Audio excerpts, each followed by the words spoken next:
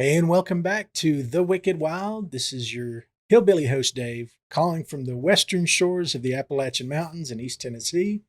And as the great Jack Nicholson, playing Joker, once said, we've got a movie, and this movie needs an enema. So we're going to talk about this really soon. But first, let's talk to our guests this evening, or our guests. We don't have any guests. We have our regular hosts, my family, my ride or die. And we're going to start up in New York, Manhattan Island with Jaime. And as I'm watching this, and I have to imagine, and correct me if I'm wrong, that one of the things that probably stood out to you when you first saw this was the glorious Captain Spaulding. I know you're our resident clown expert. Like you have a love for creepy clowns. But what is the draw with Captain Spaulding? I mean, he is the whole personality of what's going on in this movie. Yeah, I mean, I think Sid Haig in general is a and may he rest in peace. And that's not a sarcastic comment. Is a draw. I think his character is just like it's the comedy element for him. He is a classic clown. I know. I mean, we know I have a number one, and no one can touch art. But I will say Captain Spaulding is in the top of the classic clowns for sure. Yeah, I mean, you can tell that Sid got that role and just leaned hard into it. Like it was like the role he'd always wanted to play. Yeah, it's like him. So excited. Well, I mean, not I'm sure he's a much nicer man, but it was a much nicer man. But you could tell like that role for him, he made it his. Yeah, right down to the hot dog T-shirt, which I want. I want a vintage hot dog T-shirt. Needed in my life. And then we also have Eli up in Pittsburgh, Pennsylvania, our resident Yankee. You know, he loves being from the North and everything that he does. I threaten every day that I am just one bad day away from going back to the Homewood. Just wandering off and disappearing into the nothingness. Just loading it up and just driving away. Just getting out. Mm-hmm. So I have a question for you too, Eli. My question for you is, as I'm watching this movie, and of course it opens with this group, and we're going to get into it, that's on this road trip to see all these creepy destinations. Is this the kind of stuff that you and Jeff just sit and plan? Are these the kind of trips that we can be looking forward to in the future? We legit will sit some nights and just Google weird and creepy places so that we go to. And like we have a list of places where we're planning on attending and things we're planning on do. Now, the difference is I would say Jeff and I are a different type of asshole. Than the people in this, where they like go and they kind of make fun of them for like country bumpkin people and their weird stuff. Whereas Jeff, one of the ideas when we went to Mothman last year that we threw out there that we ended up not doing was going dressed as giant butterflies. So like that's the kind of stuff we talk about. But yeah, this is what Jeff and I do. Yeah, we would be these people. Yeah. You would just be more engaged with the community. You wouldn't be observing the community. You would be embracing. Kind of. And the other thing too, like we wouldn't end the way these folks did, because if like, first off, neither one of us would be like, oh yeah, it's the middle of the night. Let's go look for this fucking tree. Neither one of us would say, like, let's go to the hotel. We're tired and like, this is stupid. And like, we'll look for it in the morning. And then like we'd get up in the morning and go, no, I don't feel like just looking for a tree. There's nothing there. Let's just go. About this Dr. Satan guy. Mm-hmm. Listen, my boy Dr. Satan. All right, I have so much to say about this. We didn't get into it yet. So much to say. And then we've got John up in Detroit, Michigan. And hi, John. Yo. Sorry, I felt like I'd cut you off there for a second. I didn't know where to jump in, but hey, let's just do it. Let's go. Let's do it. So I do have a question for you. So why do you reckon Rufus was not brought back for any of the other movies? Because Rufus was he was the big bad in this. He was like the heavy of the Firefly clan. He brought back? He came back. Mm-mm. Rufus was not. You talking about the guy driving the wrecker? Yeah, he was in Devil's Rejects the first 5 minutes. And dies. Okay. Yeah, he dies. My point stands still. Then he's. What's to say he's not brought back? He is. It's like one of the most dangerous of the Firefly, and he doesn't come back. But my guess is, John, is that it might be because he has better than average hygiene, and that became a problem on this set. I would say that and his workout routine's probably like slightly above average in that household. He's a little too active. Yeah. Better hygiene. He wore a bear hat. What type of hygiene you considering? I mean, did you see Tiny eat that cereal? Well, Did you look at Otis in general? I mean, listen, yeah, Otis is like a little dirty, but like, who isn't if you live in the woods? You know what I mean? Rufus isn't. What? You couldn't see the dirt because of the bear outfit. Oh boy. Oh man, I can already sense where this is going to come down. I'll defend these people. But I find it so interesting. The more I hear you talk about the ridiculousness, Dave, the more I'm like, I might love this movie. You're down for it. Hey, brought to you by the crew that both loved the Texas Chainsaw Massacre remake. So no surprise, because this is just a ripoff. I don't even care. Yeah, I'm not here to shame you. I'm just here to. Well, you know, it sounds like you are. It's like me. It's like just going and observing the great apes in their natural habitat. You just want to understand their habits. I don't know if I'm going to be talked down to by the guy who liked Cocaine Bear. I sure did. Well, love it. Get him, Eli. This is going to be that kind of night, huh? That's what we're going to do. Apparently. Yeah. But no, Dave, I think your theory is strong. I mean, Rufus is definitely, I don't know, he's there, but there's like zero personality. Yeah, he's a little too normal. Yeah. He yells Otis a little bit, and other than that, he pounds on the hood of a vehicle. I mean, that's it. Yeah. That's all the man does. Yeah. And we're going to talk about Carney energy, and I think Rufus just didn't have enough going for him in the Carney energy area. But before we get into that, I'm going to hand off to Eli before we totally destroy our relationship and let him tell you this week's Wicked Whispers. Well, you know, I always look, for different things, but it seems like 2023, we want to just we're just spinning down the drain for the same two things. Either aliens are going to kill us or AI. It just keeps coming back to two. Big news this week. Google, who shall not be beat by ChatGPT, they started releasing and testing their new super AI, who is apparently supposed to be the AI of all AIs. And within a week of being turned on, it gave them the cure for cancer.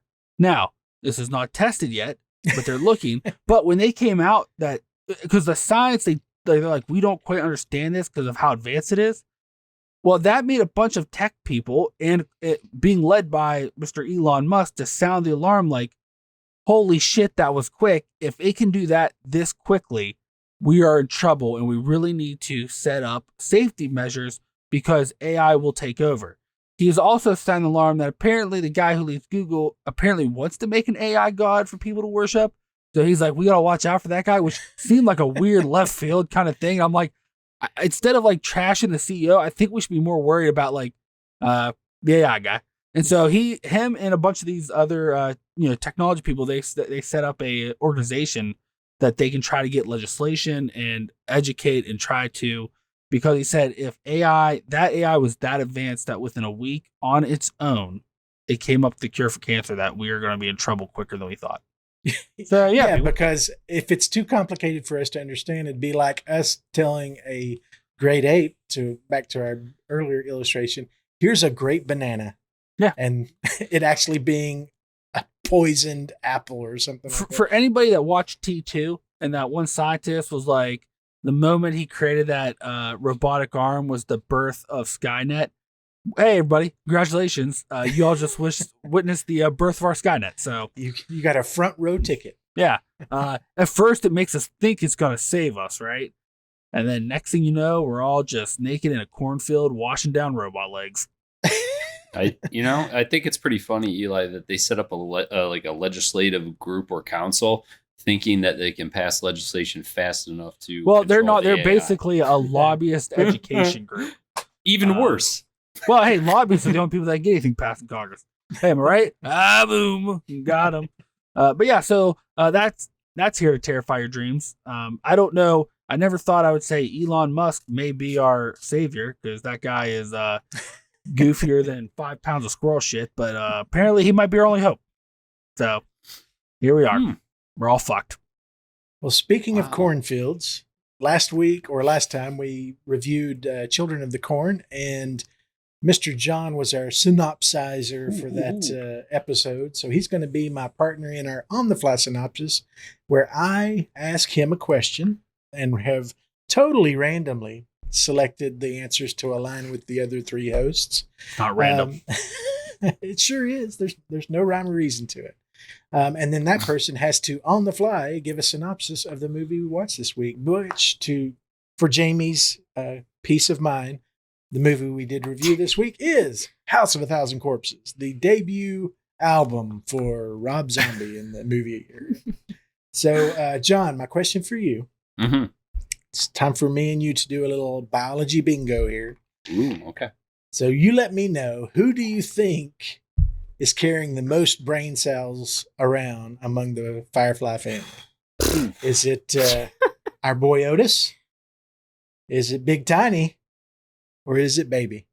I have a feeling I know which one I am. I'm going to be really upset. Oh boy. Now, when we say brain cells, are we talking like, are they connected by synapses or they just exist? Just functioning. Oh, functioning. So they are functioning. Got it. Functioning I mean, brain cells. As far as this movie, I think there is a correct answer here. I don't care who it's related to, but I'm pretty Yeah. sure there's only one functioning brain, if there is one, in this family. I mean, honestly, like from my perspective, it's Otis. Because Yeah. he's the only Yeah. one that gets shit done. And he talks For better about or how worse. Yeah. Yes. And he's right. I have to take control like I always do. And he gets shit done. All right, Eli. Congratulations. Oh, you know what? That went better than I thought it would. On I the thought Fly for sure you were going to Synopsis. say I was tiny. But then at the same time, am I the weird conspiracy guy of the group then? Yes. Oh, okay. Fair enough. Campfire fair enough. Tales. Wait, Done. Tiny, why Elijah, is know Tiny the thyself. weird conspiracy? I'm confused, but okay. No, I thought I was tiny, but I hear I'm Yeah. Otis. I said, Oh, because Oh, he if I'm had a Otis- weird. Eli, you guess go. what? You don't want to relate to any of them, so don't worry. well, I do. I do. And if you don't like them, that means you don't like me. Oh boy. Hey, House of Thousand Corpses. Wow. The movie follows a group of teenagers who's traveling across the country, viewing weird, spooky places because they're writing a book. And one on Halloween, they are on their way to stop at one of the teens' parents' house to stay for the night. When on the way they need gas, and they happen to stop at a gas station that is a roadside attraction for the macabre. Some stuff happens. They get directions to go see a tree that a famous serial killer in the area is supposedly hung by. They decide to take a little midnight drive out to see it when they meet the Firefly family, not to be confused with The Last of Us. I just had to do that for Jamie. And shenanigans occur. Shenanigans. They sure do. Shenanigans. Oh, the shenanigans. You mentioned going to stay with the family. I didn't realize until this last recording or the last watching of this movie that this is a direct sequel to Saving Private Ryan. Like this is Yeah. Mhm. It's Yes. Yeah, you did. Yeah, you didn't realize that. a shame how it ends up. But, Oh, well. well, on that note, thank you for that very accurate and succinct synopsis. Hey, you're welcome.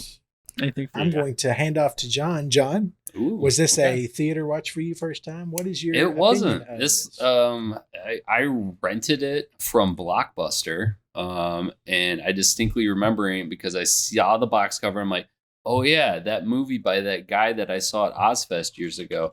I wanted to check that out, and I rented it, and it is, I would say, a time capsule of a movie. It is very It is much of its time. Wait, what year did you Yes. go to Ozfest? Just out of curiosity.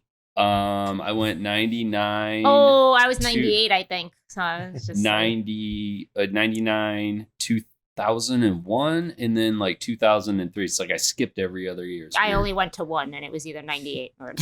But that's it. So, Okay. John, are you saying this is the Crow of the aughts? You know what? I think you know what. You probably are onto something there. I like that comparison because a quick side story. Dave was praising The Crow so much. I'm like, I gotta Crow watch is this. really good. It's something. I don't know if I would say it's good. It's It of is. He was its time. very nice to me when he got back to me. He just It's said, of "This its is time. a movie of the '90s." Yeah. Yeah. Yes, it it's is. one of those- Of the 90s hot Listen, topic is what Dave, it is. I'll be with you, and I'm gonna go as far as say I rate it in my top 10 comic book adaptation movie. So Thank you. I I'm think it with you. certainly make my list as well. I Anyway. never read the graphic novel. Yeah. But you know, rest in peace, Brandon Lee. Man, we're talking about a lot of dead people today so far. It's crazy. But There's anyways, a lot back of to dead the- people in this movie, so Mhm. Yeah, but we also had a young Walter Goggins was a nice little like, and it's like, wow, he's literally got one lane and he just sticks to it, doesn't he? He's got He- a role. He modifies his lane, like he'll do drag, he'll do trans, but he's still Walter Goggins. Mhm. So, but other than that, no, this was not a movie theater watch. However, after I saw this, I'm like, I can't wait for the sequel. I love this movie when it came out. I was all in. I'm like, this is kind of what I've always really hoped to see. And the reason why I liked it so much is I don't think it's quality. It has a style to it, in the style of that era I was really into, and it reminded me of a dark ride on film. And Funny you I should think say that's that. the reason why I like it. Yeah. Yeah, because there's a dark ride in it. no, it's also based on a haunted house, but we'll get there. Ooh, see, that I did not know. But yeah, no. So I was a big fan of it. Coming back to it is definitely showing its age, and I wouldn't say it's aged gracefully or particularly well. I'm interested to go watch some of Rob Zombie's now older stuff, but stuff that came after it to see how bad that's aged. Just because this one, it's rough, but I have a love for it. It's just it's just gonna be like, it will never not be okay. I'm not gonna probably go back to as much as I used to, but Yeah, without getting into spoilers, all the other movies look exactly the same. no. Shut up. They all look like a music video. They have chopped the up exact with same interstitials. dialogue. They have the What? No. All right, Jamie, I've held you back long enough. Get Jump him, in Jamie. here. Get him. I didn't see this in theaters. I rented it very shortly after, like John, like probably right as soon as these things used to come out on DVD or whatever. Same thing, like 20 years ago, I loved this movie. And I think a lot of it is for its time. I'm gonna put this at that time in 2003. I want everybody to remember there was no streaming. There was not, like, for something like this to go to theaters was really cool. It felt like at the time. And granted, I saw it on DVD, but like I was like upset. Like I missed it in theaters. What was wrong with me? Like, how did just the fact that it was made and got there. Like, fine. But like, I've watched it a couple of times over the years, but I think a while ago, then I watched it like a couple of months ago. I caught part of it on TV and I went, uh-oh. I realized, and I didn't watch it in full. It was just like parts of it, but like I was like, oh, House of a Thousand Corpses on? Let me like leave it on. And then I went, uh-oh. Keep in mind, over these years, I don't like Rob Zombie. I was just like everybody else when this movie came out and my hopes were here for him. And we were all excited about this writer, director. And then he just continued for me to put out garbage after garbage of the same movie. I hated his Halloweens. I thought they were pure trash. I don't like Devil's Rejects. And I don't like his shtick. And he has one. So I've stopped seeing them. Watching this now, I think I'm officially hanging up my hook on even House of a Thousand Corpses. I'm just like, it's You're not putting the candle in the dull. window anymore? It feels, especially watching it now, it feels like it's trying way too hard to be like edgy or something that's just not there now that I watch it now. Maybe it's what we've seen over years. Like, there's nothing about this movie that comes off edgy to me. I don't like what he does. I don't like the grainy film cut-ins. It's one big music video, especially at the end. That whole end is just a fucking music video. And I don't like the way it's shot. I don't think there's anything aesthetically pleasing about it or creative, artistic, whatever. So, it's sad. I loved this 20 years ago. I will probably never watch it again from this point on. I'm not gonna sit here and say like, oh, because I hate it and I'm anti it and protesting it. But I realize it's not the movie that I thought it was 20 years ago. Like, You're closing the chapter. it's not shocking. It's just dull. Like, I literally got bored watching it. I was like, okay. And the dialogue is terrible. It's like cringeworthy terrible. So it's the high school boyfriend of movies. Yeah. Yes. Yes. There you go. All right, Eli, you have sat patiently, and I appreciate that. Speak your truth, my man. This was actually I had heard a little bit about this. It didn't come to theater where I lived, and none of the video stores carried it. Just because of the area I grew up in. I end up finally catching this kind of blind because I didn't see a trailer for it. I end up watching this blind on IFC Midnight.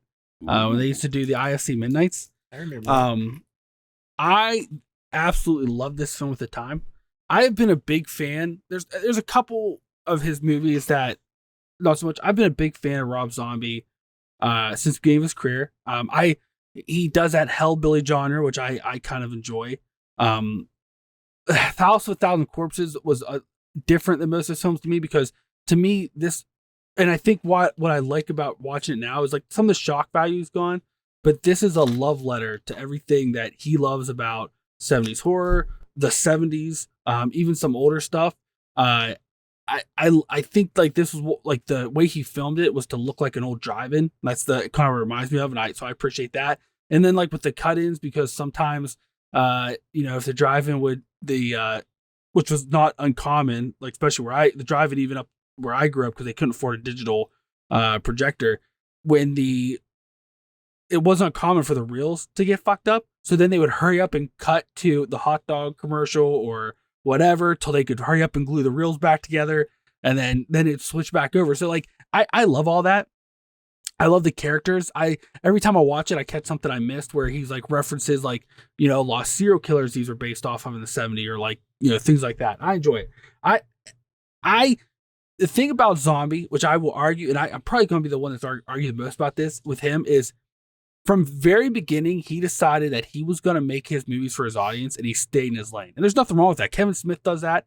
I also like Kevin Smith's movies because he does the same thing. Like they kind of realized early that like my audience is going to be the one that watch this. So if other people don't like it, and like there's famous stories of even like when he did Halloween, like which I think the Weinsteins were involved at the time, kept giving him notes. He's like, well, no, I'm going to do it my way. Especially the second one, he got real mad and which whatever, right or wrong, if it worked or didn't.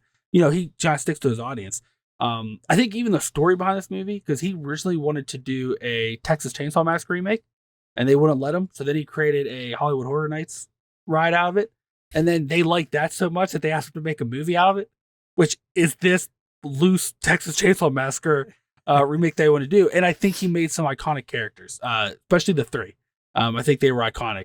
Do you want that hot dog shirt? I would love to get my hands on a Spalding for President shirt.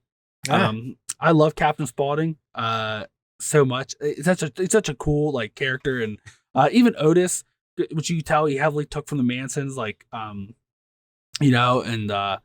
babying them, like, and like I even missed some of the side characters that were in Devil's Rejects that didn't make it, or I'm sorry, in House Dogs Crew didn't make Devil's Rejects. I love this movie. I continue to love it. This has been a while since I watched it. When you had me watch it, I was like, damn. So then I went back and I watched Devil's Rejects, which I love.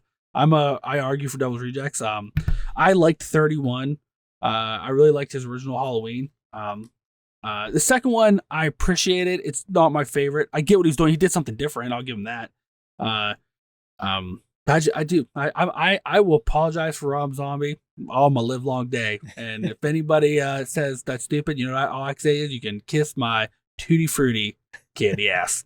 But you're not like, it's not like you're in a minority in the horror community. Yeah, exactly. Like He- he's like very, you said, he he is has a a community. he's a polarizing. I'm referring to this group, Jamie. I'm referring to this group. So we should take it Chill, personally, is what Eli, you're saying. chill. You should take it personally. Wow. I'm not going to take your love for Rob Zombie personally at all, because that's not something that's not a hill I care to die on at all. I'm pretty much there with you, Eli. So, I mean, you're not alone. You were on shaky Exactly. ground. You gotta wear your heart on your sleeve, This my one guy. is like, I'm not saying it holds up over time, but I'm saying all the things that don't hold up over time are also the reasons why I still like it too, because it's a time capsule. It's like Dave's Crow. This is my Crow. I don't know if I like you keep maligning the Crow. I love The Crow. You watch The Crow. Don't now like the scene. Oh, I still love it. with no content. No, I never saw it in the 90s. I never saw it growing up. So I watched it with my modern perspective. Listen, you want to be disappointed? Watch the Bon Jovi sequel. then you'll be disappointed. No. I think Bon Jovi played the Crow in the 5th or 6th one. It was terrible. No, I won't.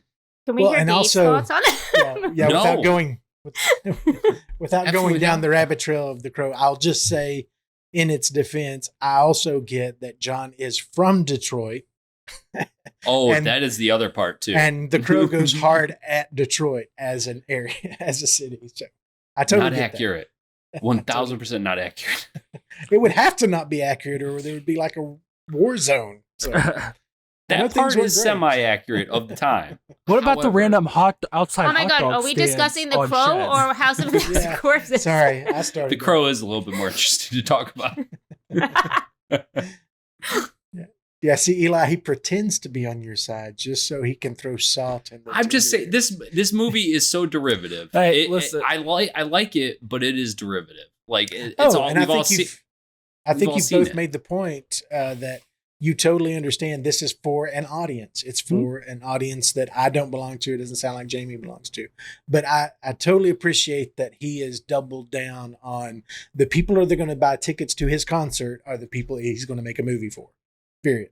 Yeah, I So agree he- because He I has always a hell of a concert. I've said it He does. to Eli when discussing Adam Sandler and Kevin Smith, and I agree that certain people make movies for a certain audience, and I've always appreciated that of these other directors. And right, for some reason, I don't appreciate it here because it's in my Yeah. horror genre. Get off my lawn. Is that what you're literally saying?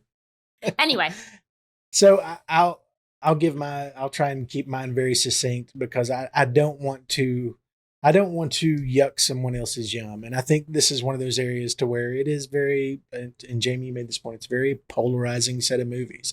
He's a polarizing director. He's a polarizing artist. Like his music is polarizing. Everything he does, he is actively making the decision of, I don't care if you like me or not. This is what I like doing.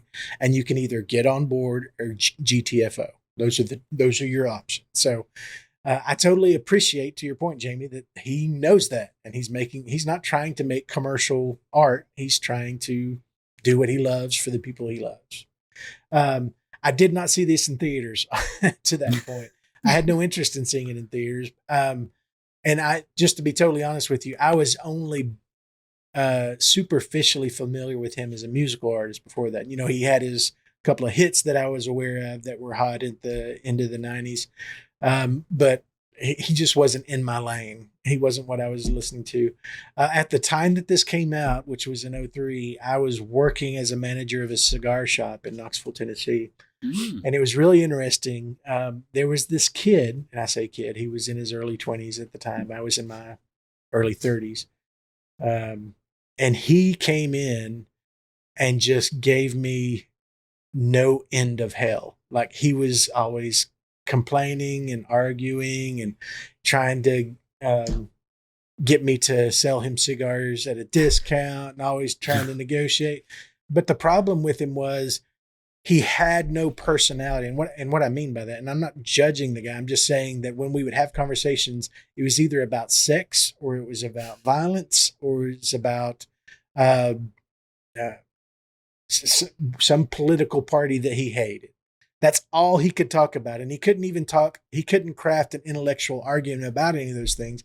You know, his sex talk was always very prurient. I mean, it was gross the way he would talk. And then he was, using foul language.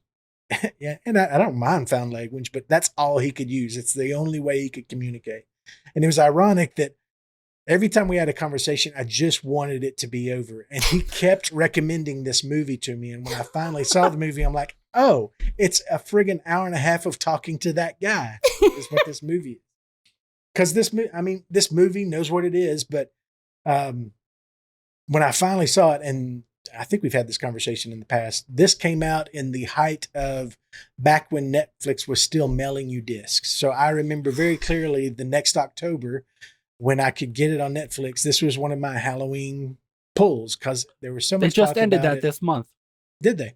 They just announced this month they ended DVDs. Yeah. So I had House of a Thousand Corpses sent to me in October to watch. And I have to say, and to the point Jaime made earlier, that's probably why I enjoyed this more than I thought I would. I wasn't, my expectations were high, but seeing this movie in October is a great way to see this movie. I mean, It's all set piece. It's all decor. It's all about the spooky season vibes. And I was really surprised at how much I enjoyed it, because this movie is very much a complete ripoff of the 42nd Street, New York Grindhouse Theater vibe. I mean, that the height of the early 70s on 42nd Street, you had those dive theaters that were playing these movies that, to your point earlier, Eli, that they would buy the reels from some guy out of his friggin' trunk, and they don't know what they're getting, but they don't care. But it's all just trash movies with sex, drugs, and rock and roll. And some of those movies I really cherish, like The Vanishing Point, or the original Texas Chainsaw Massacre would be even in that same conversation. But Crazy Larry, those kind of movies that were grindhouse movies of that time, I loved that aesthetic because they were, shot for a penny. And a director that I really enjoy, Quentin Tarantino, he draws a lot from that exact same era, that exact same style. But they were a mess, but they had a style to them. The style was sort of a mess. And to his credit, Rob nailed that grindhouse feel with House of a Thousand Corpses. And it had probably been 10 to 20 years since we had seen a movie like that actually got a broad distribution. As far as any of my other notes in this latest watching, I just realized that I don't have, and I don't mean offense by this, I just don't have space in my life for the Rob Zombie shtick. I don't need it in my rotation. I don't need to, because it's like being back in that cigar shop and talking to a guy who I'm just waiting for him to shut the fuck up and get out of my shop. Are you sure it wasn't Rob Zombie that was coming to your cigar shop? Well, and it's funny because when I watched his original Halloween, the conversation around the dining room table that was so disgusting it was almost like word for word the kind of conversation I'd have with this kid. I'm just like, could you just stop? I don't care what you did to who, when. Could you just buy a friggin' cigar and get out of my shop? But, I don't have the time in my life to just give to that anymore. There are better versions of the grindhouse energy, in my personal opinion, than his stuff. I have not been a fan of any of the Rob Zombie films, because I just realized that they're not new songs, to use his own industry.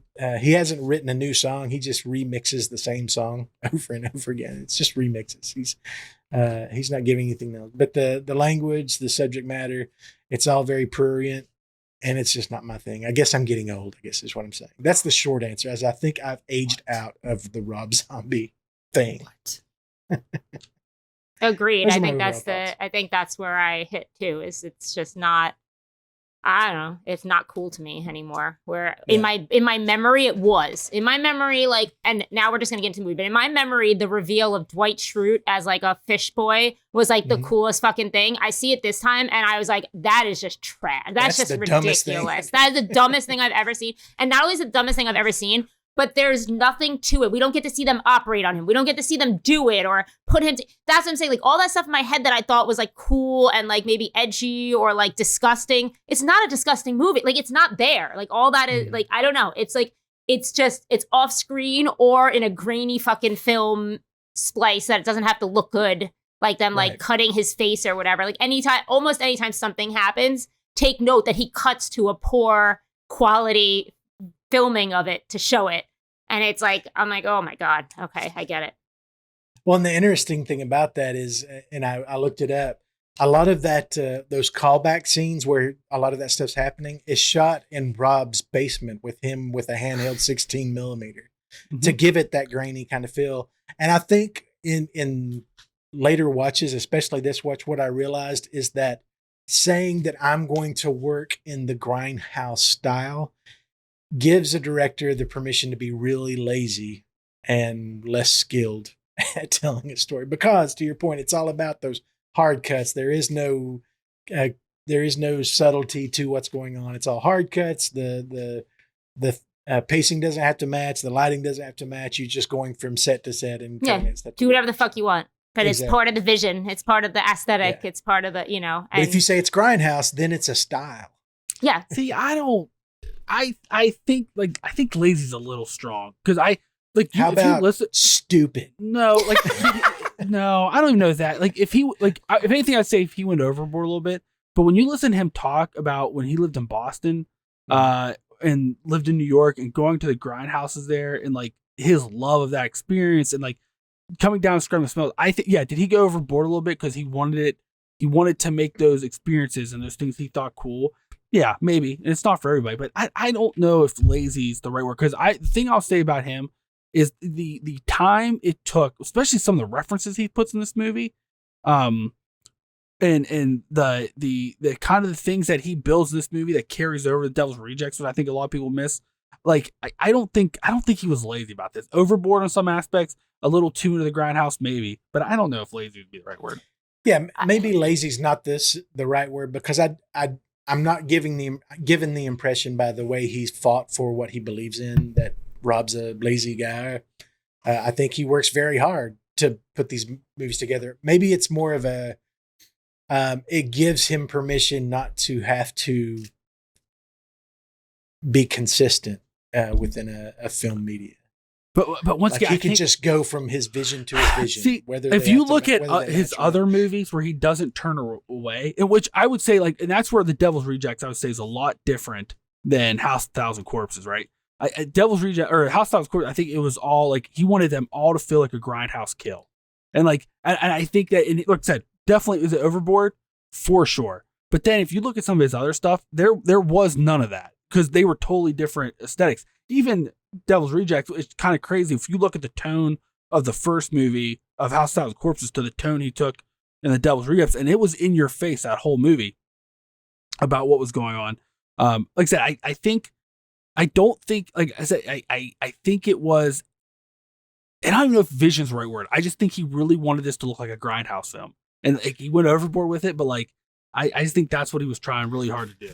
Well, that's fine, but this movie has got like 12 different freaking plot paths that are going on. You got the Captain Spaulding, you have the road trip, you have Dr. Satan, you have just like every B horror in the 70s. You have the skunk apes, you have Dr. Frankenstein. You've got all this crap that he's just throwing together, and none of it is connected. Not only is none of it connected, but I don't care about a person in this movie. And not only that, but not only that, he's continued this series for 3 movies with these 3 characters who are terrible people, but then become like his hero, his protagonist. Like, that's alone is why I didn't like, and I like dark movies. I like shitty people. I like, but it's just like, he tried to make these people into your lovable misfits, and they're fucking not. Like, they're not lovable they're just like, these are not Art the Clowns. Once again, 2 different. I know. Which does the same thing, but once again, 2. Oh no, Rob he's Zombies. not. Oh, what?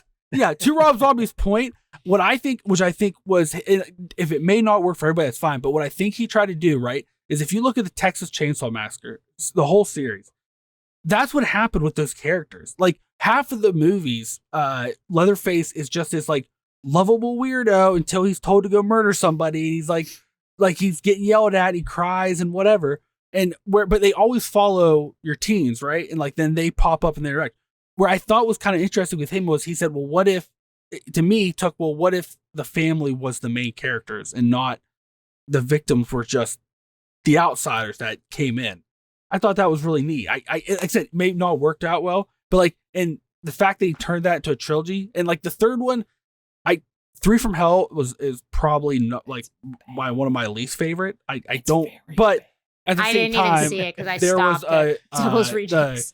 That was not the original script. The script that got made in a day because they were in the middle of shooting and they had to continue. And because Sid Haig died 3 days or a week into the shooting, and that kind of turned into a mess from that. So I kind of I don't really care for that one. So I kind of think it's unfair to include that in there because of like all the events. But like the fact that he did that, especially, and that it was started in the House of 1,000 Corpses where like you're kind of more following the family, and then Devil's Rejects, and like that. And a lot of people do end up liking them and like their kind of characters, which I think is pretty interesting that he was able to do that, especially for what they are. Yeah, I want to broach this topic right now and get it over with. his wife is the most abysmal actress I've ever seen in my life. And I know that's a lot of people agree with that. So I'm sorry. I'm just putting it fucking out there. I appreciate that he loves his wife. I appreciate that he sees talent in his wife. She's hot. We'll give her all that. But she cannot act. And not only can she not act, but she grates on a lot of people, especially me. And the dancing scene with her, which also we're supposed to believe that these guys are like slack-jawed and so into her. And I'm just like, holy shit, this is the most. When she's doing Betty Boop. Oh, yeah. And then the girl calling her a whore and a slut. Like, that whole scene really bothers me. But, like, not only that, like, and I know he'll never stop, but part of it is him putting his wife and everything made me not want to sit through these movies because she is, like, impossible. And when she's the lead, and she's the lead in all these, like, she's insufferable. She is insufferable. I agree. She shouldn't have been in a lot of movies. She was always good as Baby. That's the only role I've ever liked her in. It's written for her, I guess. It's written for right, and she does well as Baby. And once again, I a lot of these stuff, like in my mind, right? You know, what the fuck do I know? But in my mind, a lot of these things you got, like, these are like, this is shit they've all done in like these 70B horrors that, I mean, I like 70B horrors and 80, like a lot of people don't, but like this is all stuff he's just like brought from those, and like, all work for me. And that's fine. It, like, that's where opinions come in, and I'm not into that, so I'm not into this. This is just an extension of that. Wait, are you not into this? I couldn't tell.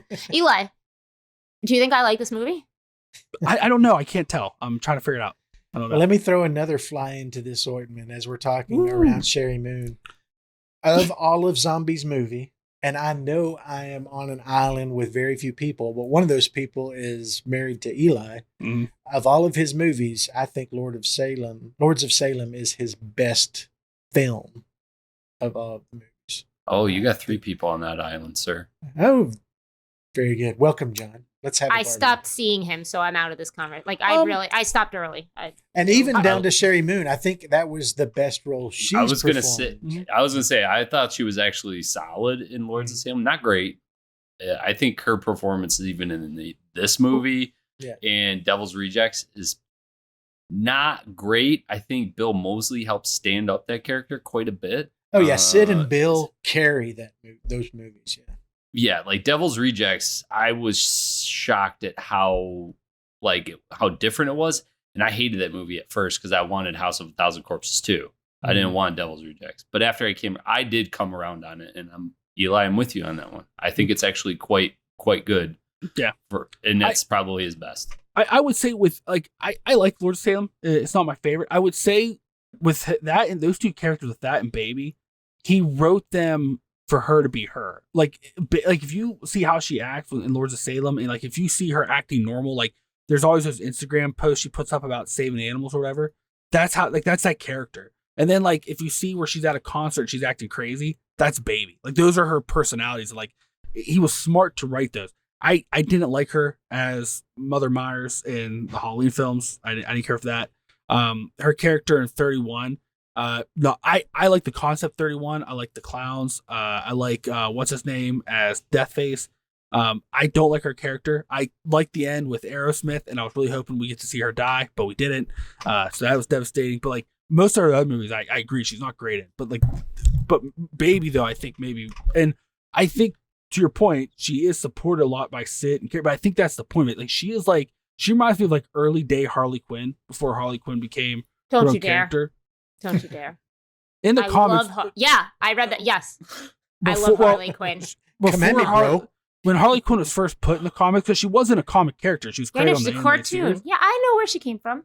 And I'm not talking to you. I'm just talking in general. Jesus Christ. Here, you tell the history then. I'll just sit here and listen to you. I'm not telling the history. I'm just saying. Oh, I mean, you're good. Don't you dare tell my compare her to old Harley Quinn.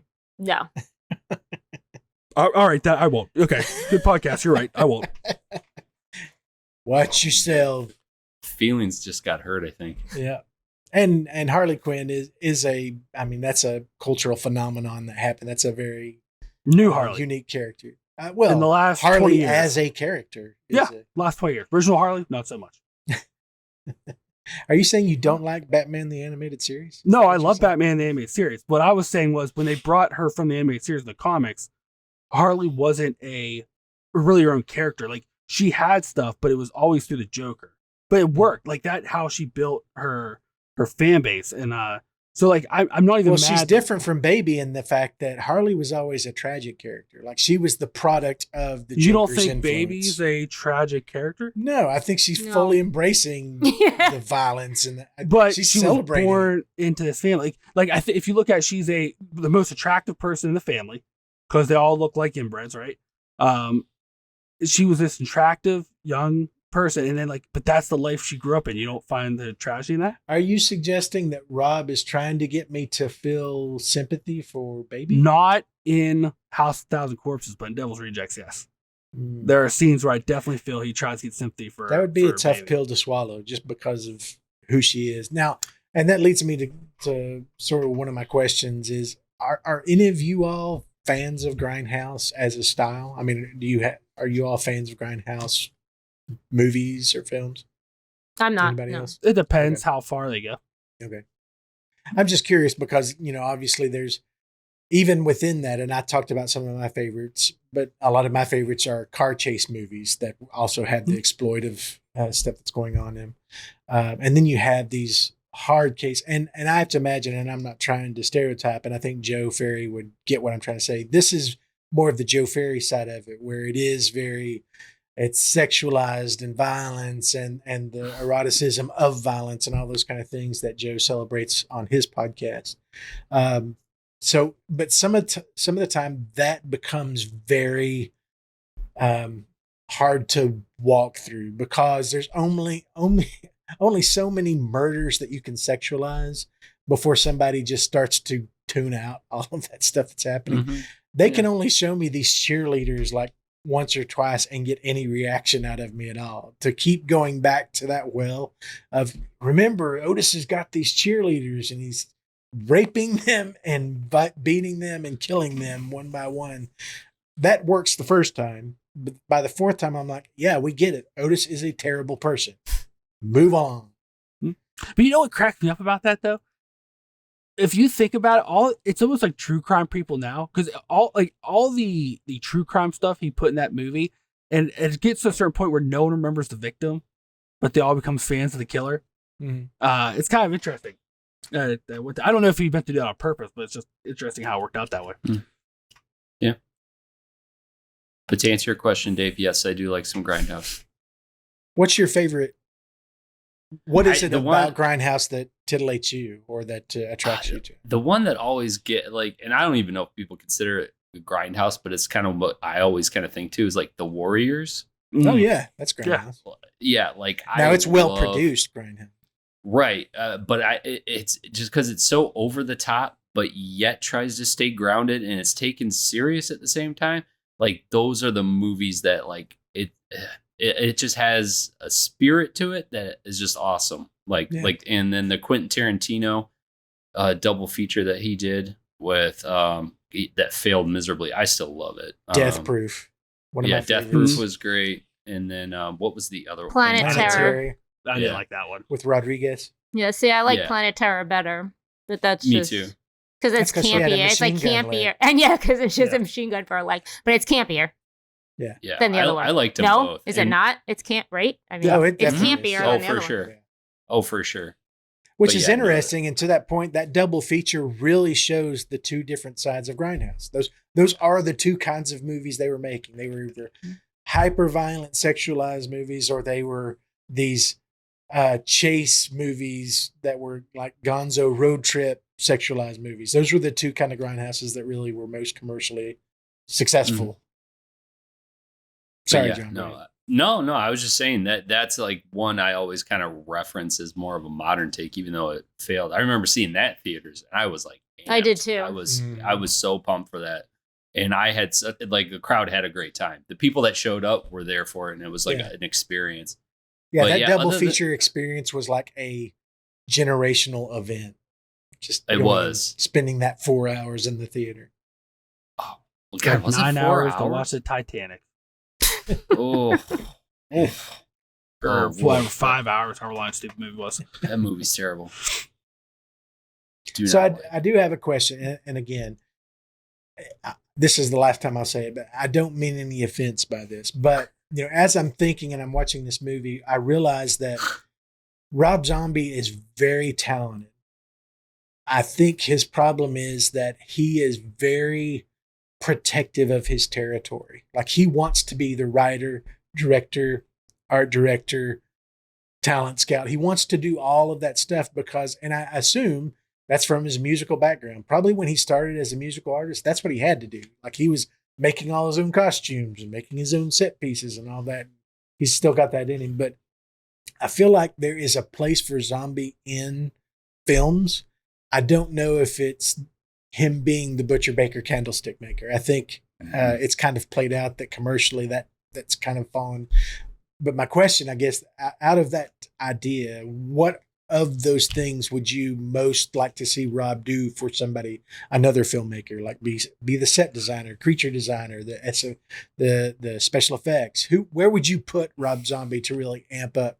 And as an example, the one I thought of is for you, Eli, because we've talked about this in the last couple of reviews we've done. If John Carpenter did try and do a sequel to The Thing, I think Rob Zombie would be a great person to do art direction or some of the set design for that movie. I would argue, in that case, directing instead of Carpenter. You would put him in the director's chair? Instead of Carpenter? Oh, yeah, because Carpenter's going to get salty about it. But I will say, to your point, he was going to direct a Broad Street Bullies movie, so not horror, and hockey movie, in that another writer was brought on, someone who knew the history. And so I was going to be interested to see because I think sometimes with the writing, you can see sometimes where he kind of gets stuck, I would say, with some of his movies. Someone that could fill that in for him, and he could concentrate more on like the directing and making something look good. I was really excited for that. I was kind of disappointed when they pulled it. I hope one day he gets to make that, because I think that'd be an interesting to see him not do the horror aspects of it, right, and just do a movie. Is he working on anything right now? Horror or not horror, but is he working? I haven't heard Rob Zombie's coming with this. You know what I'm saying? Like, I don't know. Apparently the last thing I read was they Universal wants him to do the Blob remake, which he doesn't really want to do. What? Yeah. Oh, he just did the Monsters, right? Sorry, he did just do something. I didn't watch it. The Monsters, and then apparently, I was reading that forgot David Green and what's his nuts, who just did the Halloween remakes. The next franchise they're looking at is Exorcist. Phantasm. Oh, well, no.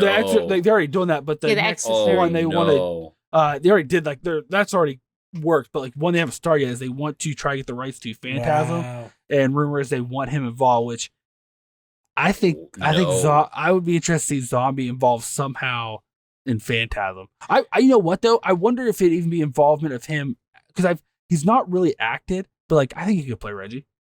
You let Zombie play Reggie. Well, let me ask you this while we're on the subject of all of this. Why is it that nobody's given him the nod to do a Texas Chainsaw Massacre? They let every other friggin' person take a swing at that franchise. It's the most prolific of all the franchises within the classics of. Why is it? Because it's obvious he loves that subject matter. Is it because he already did one in House? Or was he burned? Maybe he doesn't want to do it. Maybe he did do House of a Thousand Corpses. Maybe they pissed him off. Yeah. Well, he wanted, like, he it seems like too, just from like reading, and listening to some of his interviews, he kind of wanted to get out of horror, not because he didn't like horror, but because he wanted to try other genres. The only reason he made 31 was the production company said you had to make so much money and then we'll fund the Broad Street Bullies movie. And then, so he did 31, he made the minimum they asked him to, and then they're like, no, we can't get the rights for it. And so then, like, that would just drop. That's the only reason he made 31. And that's why, like, of a lot of his movies, it has the weaker script, because he wrote it quickly just so he could get to where he wanted to go. And I think that's part of the reason he took the Monsters. It's still scary, but it wasn't actually horror. And I know he keeps bringing up, like, when you hear interviews, he really wants to make this hockey movie. But I don't think he can get a studio to bite, because I don't know if it's because studios don't think anybody want to watch a hockey movie about a 70s team in Philadelphia.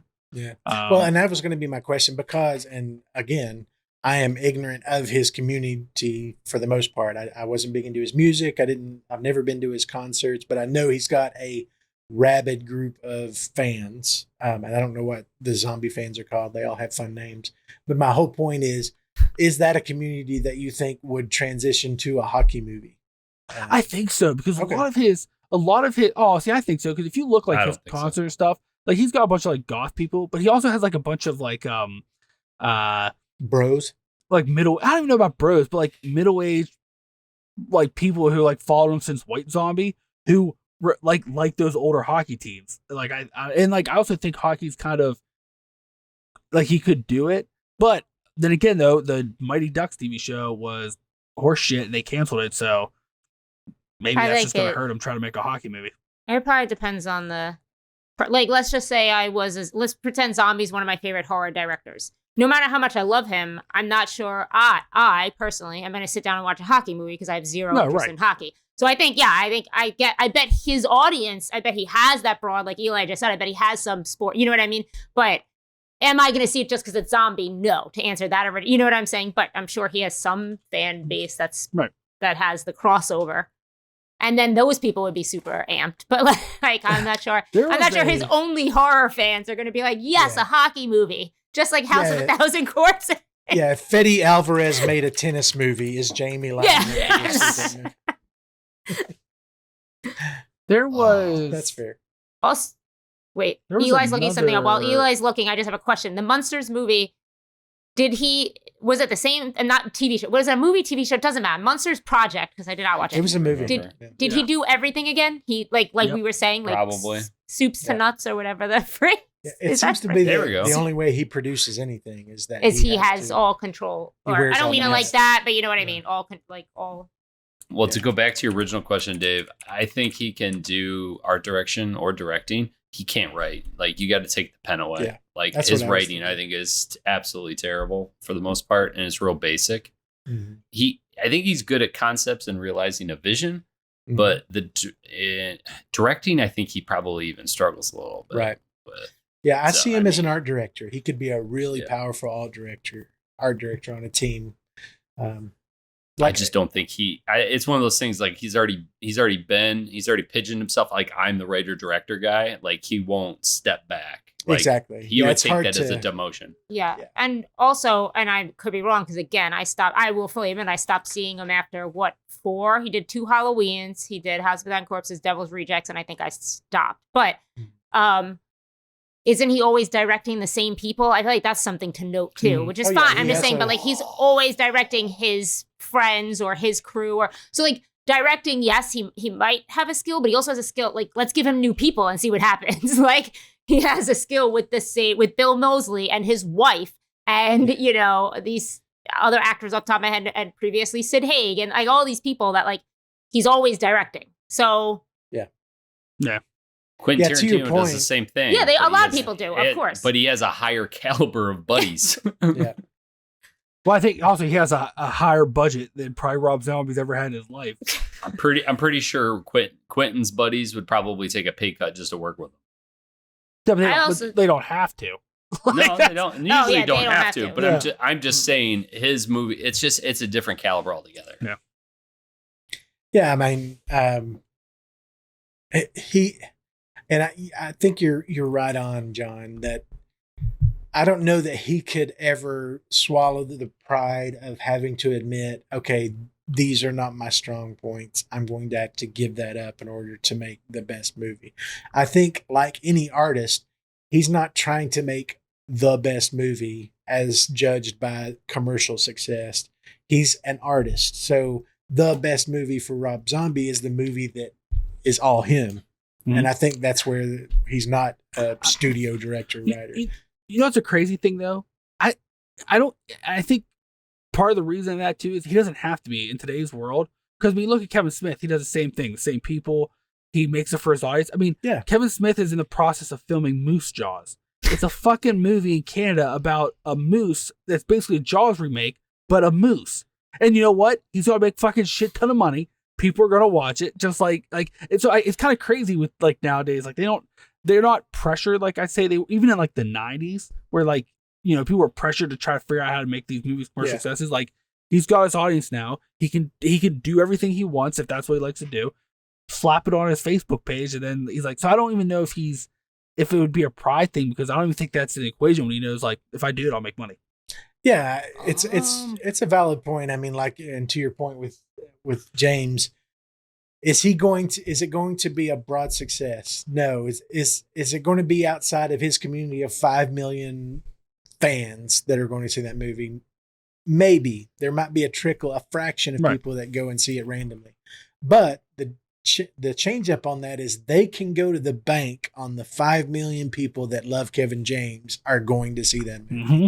So as long as they budget to that 5 million people, where do we get to Kevin James? Kevin Smith. I'm sorry. Yeah, I was talking about Kevin. I was like, holy shit! I was like, where did he come in this analogy? Sorry. I love Paul Blart Mall Cop, but I don't. Well, remember that him would be coming in the this. Adam Sandler I'm not ashamed of it. I conversation. love Paul Same Blart. conversation, though. Man. It's the I same will conversation say with Adam Kevin Smith's Sandler. movies are generally really watchable for me.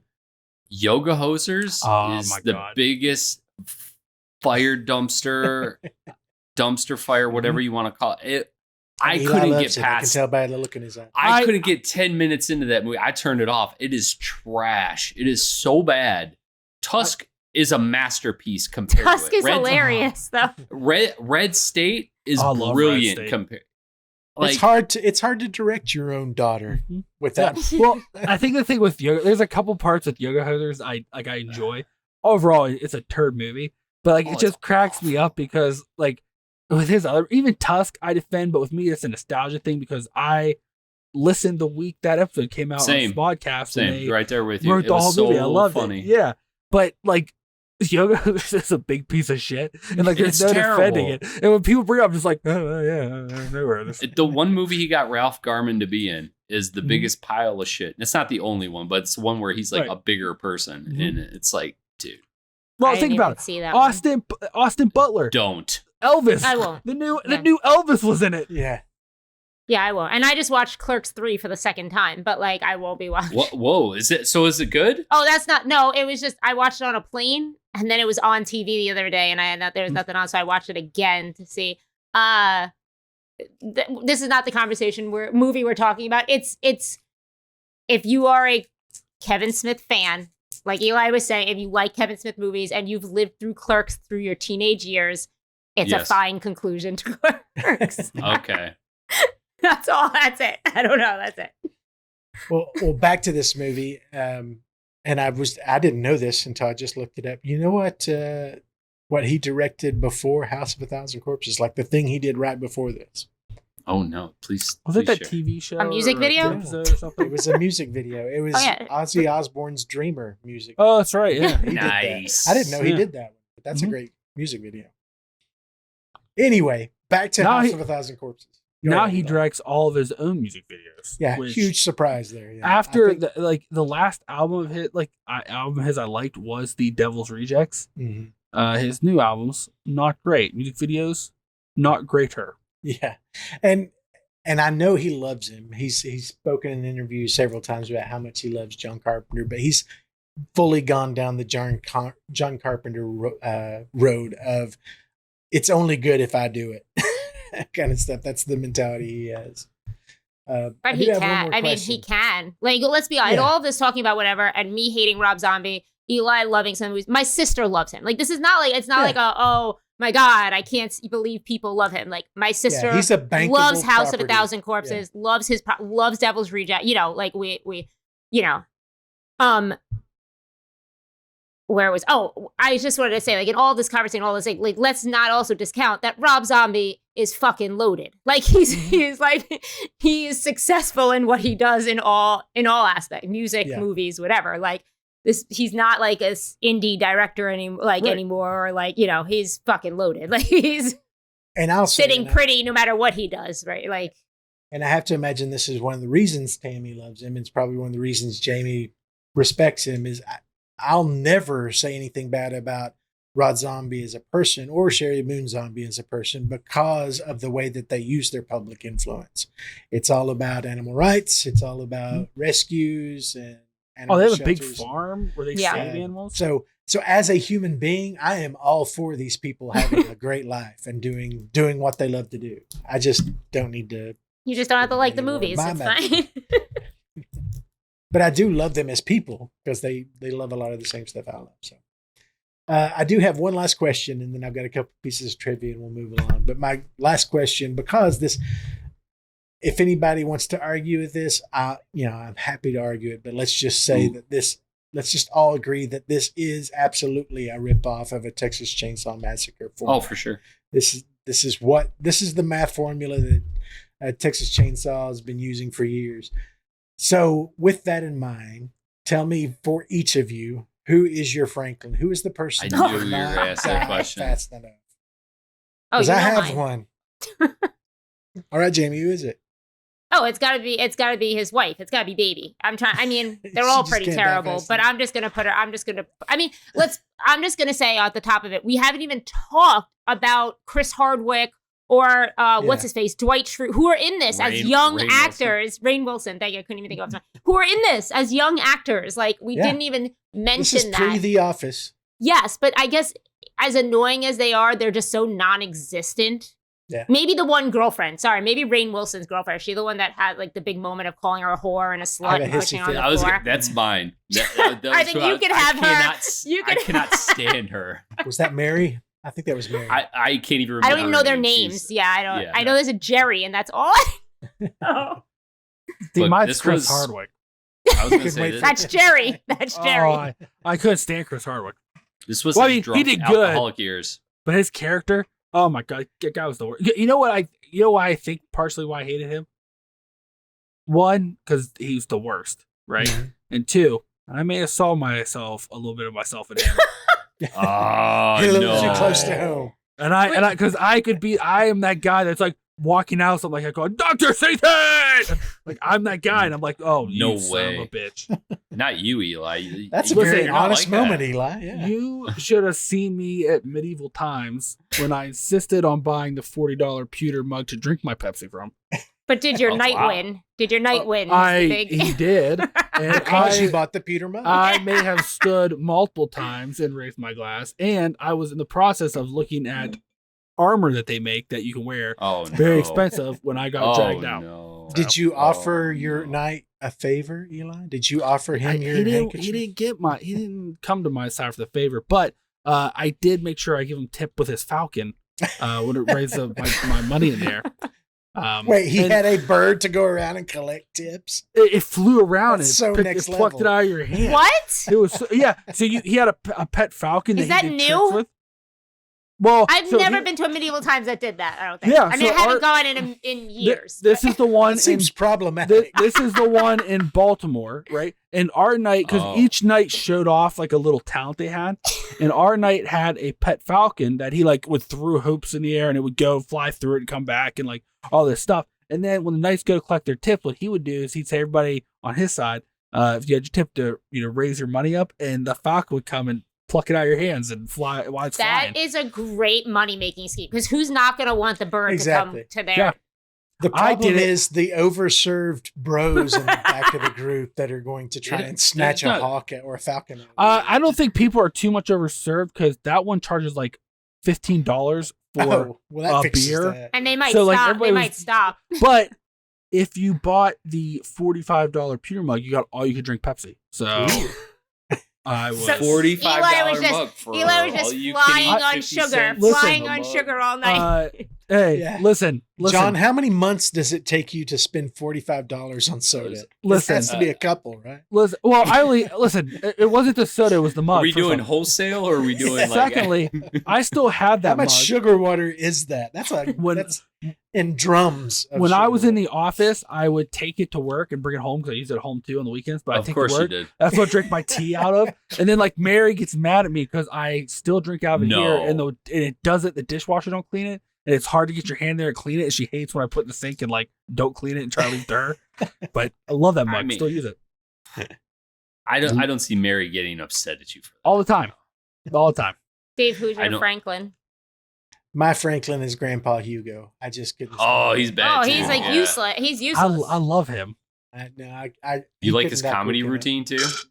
Oh my Oh. god, I Oh, forgot that the is the raunchy, the worst. raunchy. Like they only see snippets of. Like you only get Yeah. the punchline right of every joke, and it's He like Yeah. was basically R-rated Sam Kinison. I who did was not already need kind him of in my R-rated. life. Yeah, And the way he ate, oh my god. I was just really hoping, and I had totally, I didn't remember any of this movie, but when him and Otis have that interaction, I'm like, Otis just saw his head off. Please, Kill.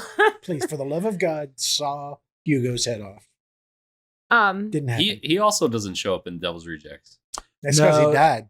It's implied that in real life. Yeah, he died. Right after that's this right. movie. But At least that's 4 right. people in this movie died. Yeah. Well, 2 in between, the maybe, mama, or like the original mama yeah. died. She died like a couple weeks before they shot Devil's Rejects. Yeah. Tiny. Tiny Devil's Tiny Rejects. dies after. Devil's Yeah, I'm Rejects. just saying, but like I think Tiny died the day of the premiere. Like That's they were sad. at the premiere Oh, party. wow. He died that morning, I think. Mhm. But yeah, I think the only 2 from this one was Grandpa and the original Mama. yeah. But so like they kind of wrote it off that like at the beginning of the second one they've been on the run Yeah. and like they kind of died as they were like No, running. isn't there a mom in the- the second one? They have someone. Don't they have someone else play There her? is. Well, the mom She they dies. recast. The but, mom, like, yeah, the, okay. Yeah, Okay. but like Grandpa, the guy that worked for Spalding at the gas station that wears the giant Spalding yeah, helmet. the big head. Yeah, it's implied like the rest of the family all died. And then Rufus is a badass in the first 5 minutes because he's the one that single-handedly stops the police in his giant metal suit. That's right. Until they He's shoot wearing the him suit. 900 times. Yeah. And he I'm bleeds just to wondering death what and the dies. beef between him and Rob was because he is an important part of that family. I mean, he's Actually, he's the I one getting don't- stuff done. If I remember correctly, with the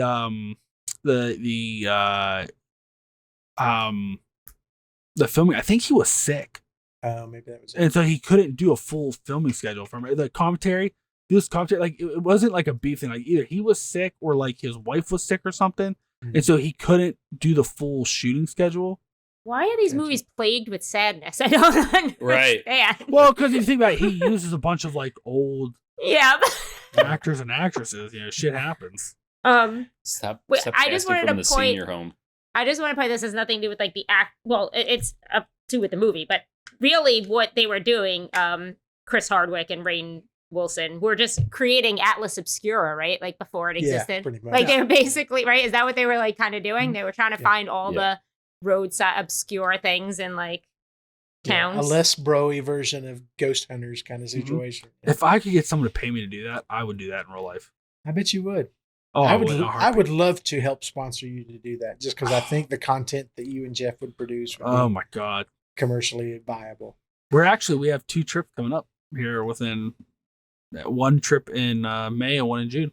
Very cool. I'm sure Cracker Barrel's got a place on their audio Uh, bookshelf actually, and their bookshelf for you. Funny you bring that up because I think we're going to eat at the Cracker Barrel on the way to the No. May Of event. course you are. No way. Yeah. Go on a Because road trip and you're gonna eat at a Cracker Barrel? Yeah, No one does We're that. not just going to a road trip, we're going to a symposium, okay? Ooh. It's a symposium in a town of like 11 people. Well, let's put a bow on this movie, and then we'll talk a little bit about what's coming down the lane.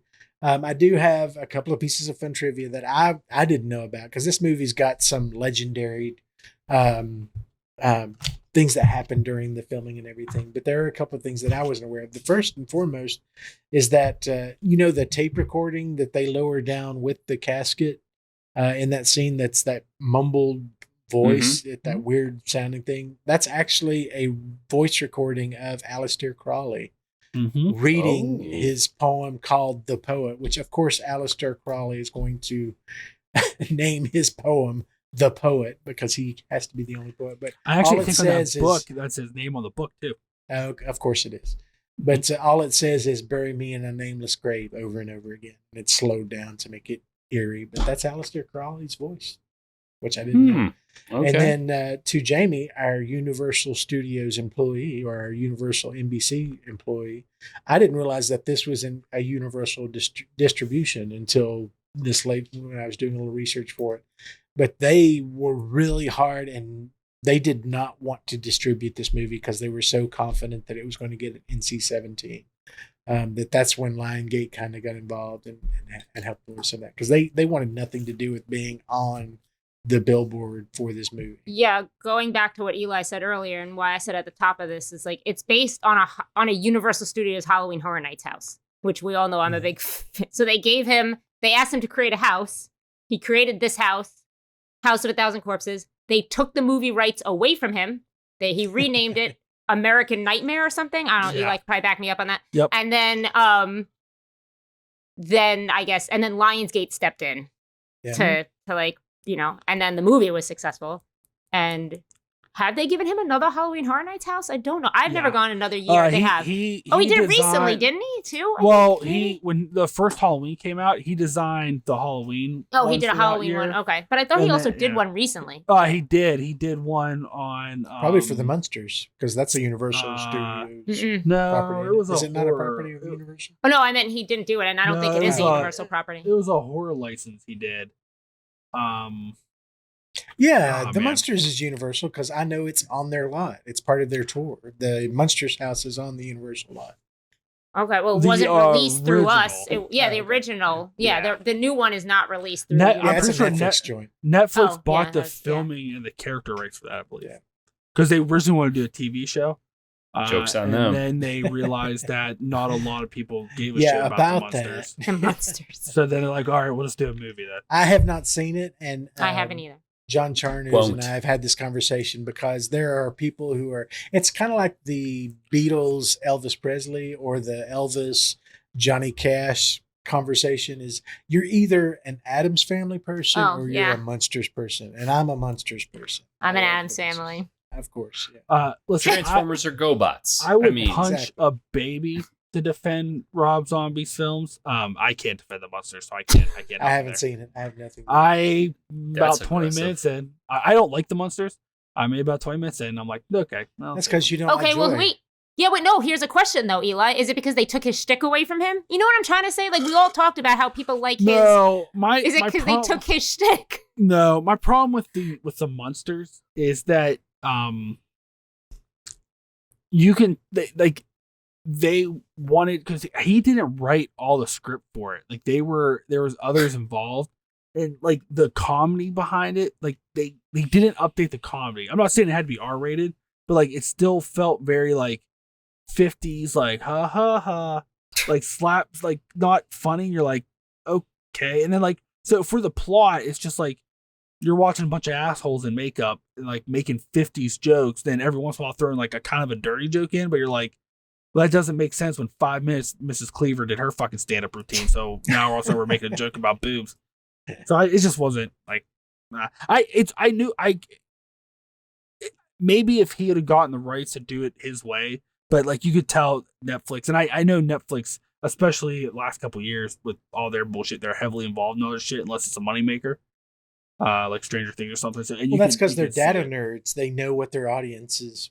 They know the formula of how many people are going to watch a movie before they even produce them. Which they should know. No one wanted to see the Munsters. Yeah, I'm surprised they actually went with that. Like, no, I see what you're saying, but I don't know. Nothing about saying Rob Zombie brings you the Munsters in 2023 or 22 or whatever. I don't know. None of that hits me as Netflix. Like, whatever I'm trying to say. It's a bad move. And then the last piece of trivia I have, and this may not mean anything to any of you all, but it hit Dave when I realized this as I was looking through stuff, is the Firefly house in this movie is the exact same house where they filmed The Best Little Whorehouse in Texas, which was an 80s movie that maybe none of you have heard of, but it's Burt Reynolds and Dolly Parton in this little romantic comedy about a whorehouse. That was very formative for young Dave. I've heard of it. I never saw it. But it's it's the same house, which is so funny.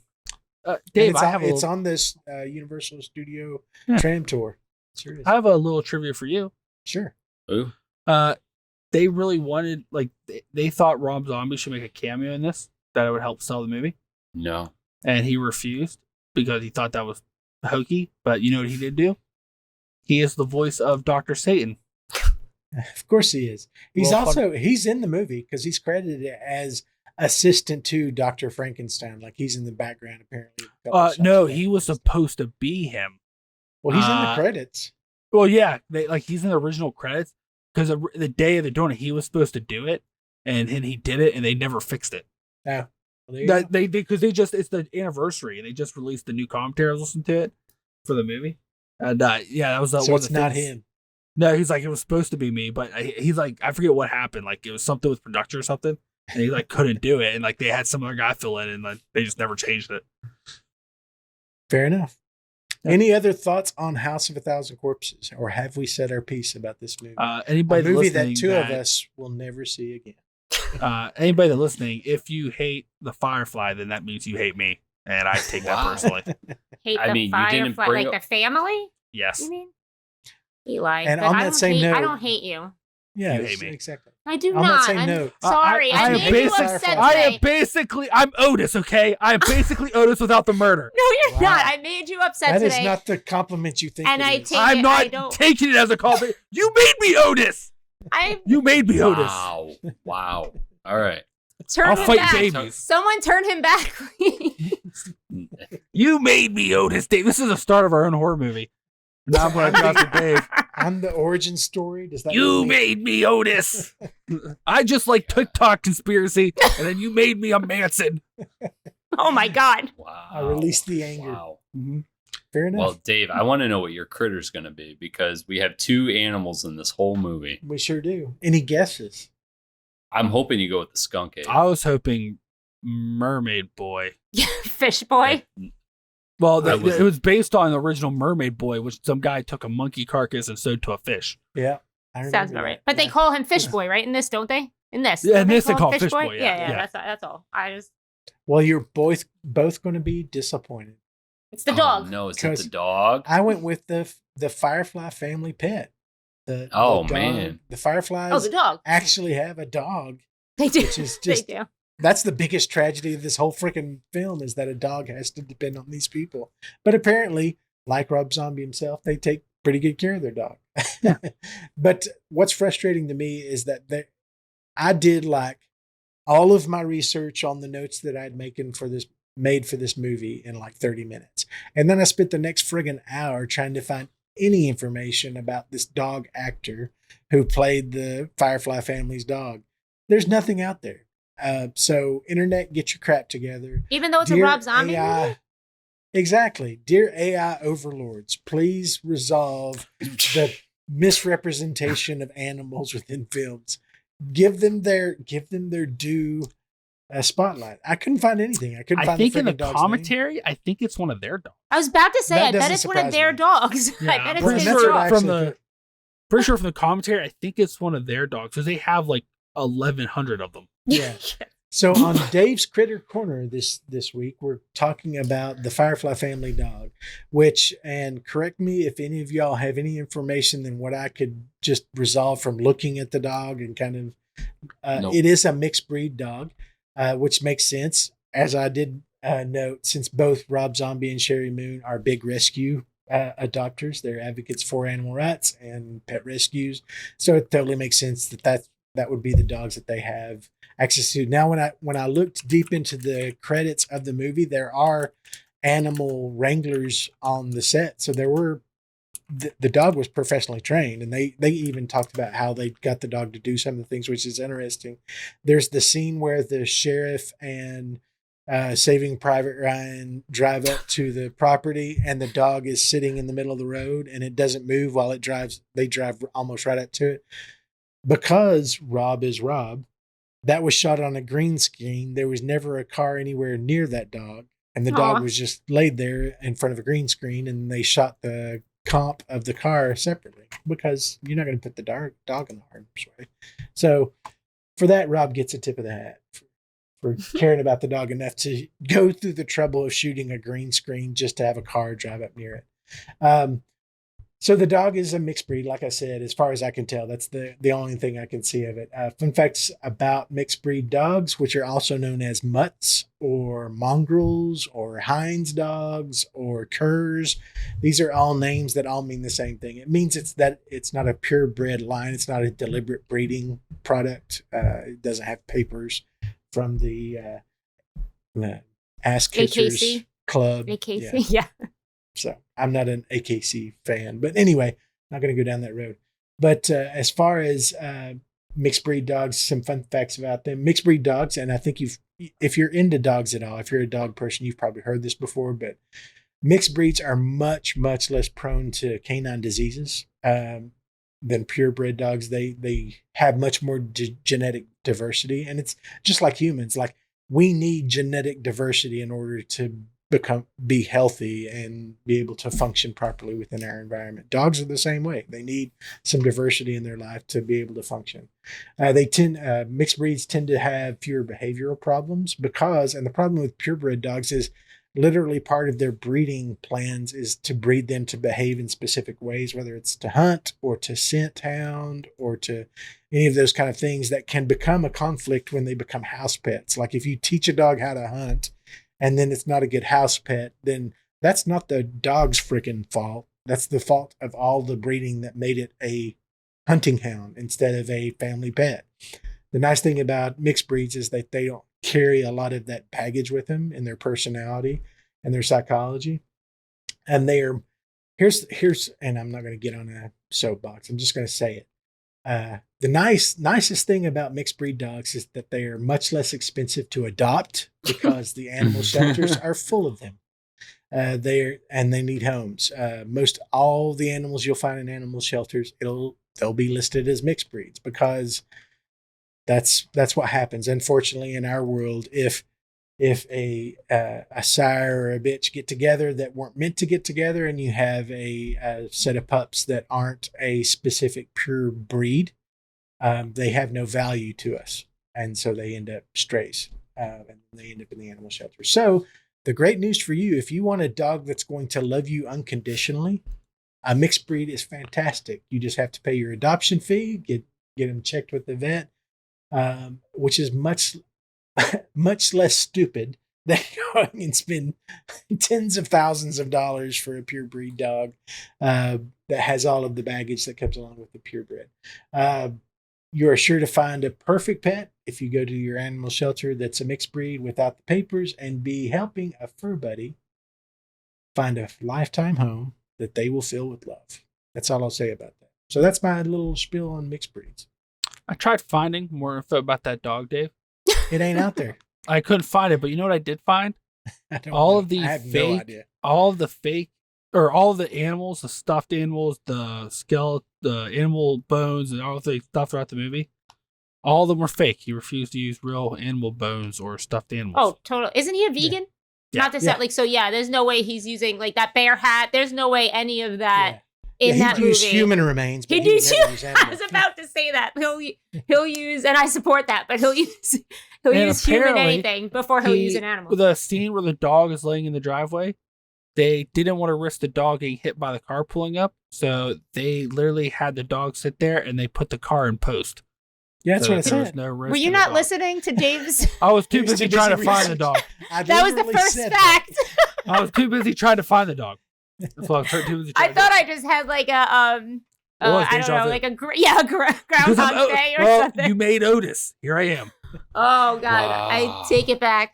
Any other thoughts on mutts, which are great dogs? Yeah, I have one. I love her. She's the best. And for the record, Dave, even her primary breed is not recognized by the AKC. There you go.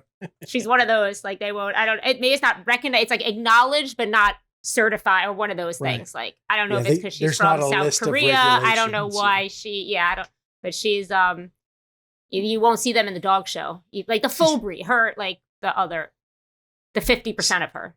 She's out there living that life. She doesn't need that. All right. So, and we kind of teased it earlier, but Eli, what are we following up House of a Thousand Corpses with on Campfire Tales? Well, people don't realize that in this movie, they talk about a lot of serial killers and murderers, Sure do. which are all real, except for one. They bring up Dr. Satan, who Dr. Satan was a real killer, but they changed who he was in his origin a little bit. Like some of it they took from like him being a doctor. And I think it has something to do with he was a serial killer in France during the World War II, during the occupation of the Nazi regime in France. And even the Nazis, meanwhile, this serial killer was killing people the Nazis were trying to capture. Even the Nazis thought, ooh, that's a little gross for us and we should arrest him. That's not great. And the French resistance fighters who hated the Nazis, there was a brief day where they worked with the Nazis to capture this guy. So Wow. we're going to talk about the real Dr. Satan. Wow. And that was his name? That was his nickname given to him. Like, and he was a doctor who did stuff. So like you could see where in the movie they kind of took stuff from it, but they basically just Americanized him for this one. I'm Yeah, gonna assume he and- wasn't. I'm assuming he wasn't hooked up to things like this in real life. Oh, We'll find out. No, Spoiler yeah. alert! Spoiler He alert! was not. But yeah, Well, thank you all for listening to another movie review. And again, and I don't know how else to reiterate this. I totally understand that there is a group of people, there's a community that love Rob Zombie's movie, and I'm totally excited for you to go out there and consume all of the media and art that he puts together. I'm just tapping out. So, but if you want to disagree with me openly and publicly, you can find us on Twitter at Wicked While We Are, or Slasher, which is the horror community, at Wicked While We Are. I'm gonna You make can a put slasher account just to tweet it to you. Okay. Or what do they call it? Wait, just a tweet. You're gonna make a Yes. Slasher account. Just Account, a just tweet. a or what do they say on Slasher? They Slash say, you. I'm gonna slash you. Stab Yeah, I you. just I'm gonna slash you. Stab. I'm slashing. And then we're also on YouTube. Just search the Wicked Wild podcast. We've had a lot of fun new material on there as well. We've had a lot of people viewing, and our YouTube community is growing every day. Interesting. So, Hello, as- YouTube. yeah, exactly. Welcome. And we're actually using some new technology on this episode to see if we can make that material that we put on YouTube as good as it possibly can be. If you have any comments or feedback or anything that you want to relate to the hosts here, we do have an email that comes directly to me, and I'm happy to share with the group. It's podcast, podcast, at thewickedwild.com. As always, we do ask that you subscribe and rate the show if you got anything out of it. We certainly do appreciate you spending the last hour and a half with us. And as we always say here at the Wicked Wild, our recommendation to you is that you get lost, because it may be the only place you can find yourself. Until Chat PCT gets us. Fucked it up. Did I get it? I got in. I'm the final word. No, it's okay. I cut them all out anyway. Nobody's ever. gonna No, do that. you don't do that.